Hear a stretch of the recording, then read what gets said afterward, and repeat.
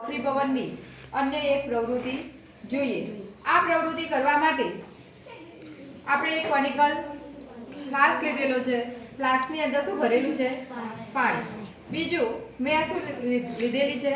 Pencil. આ પેન્સિલને આપણે પાણીની અંદર મૂકી દઈએ તો તમે જોઈ શકો છો કે પેન્સિલ વાંકી વળેલી દેખાય છે। તો પેન્સિલ વાંકી વળવાનું કારણ શું છે? તો જ્યારે પ્રકાશનું કિરણ એક પારદર્શક માધ્યમમાંથી બીજા પારદર્શક માધ્યમમાં પ્રવેશ કરે છે ત્યારે બંને માધ્યમોને જુદી પડતી સપાટી આગળ સહેજ વાંકું વળે છે। તો આ પ્રકાશનું જે વાંકા વળવાની જે ઘટના છે એને કહેવાય પ્રકાશનું વક્રી ભવન। તો આ પ્રકાશના વક્રી ભવનની ઘટનાને કારણે પેન્સિલ આપણને વાંકી વળેલી દેખાય છે, એટલે કે સપાટીની ઉપરથી આપણે જોઈએ તો તૂટેલી હોય એવું પણ દેખાય છે।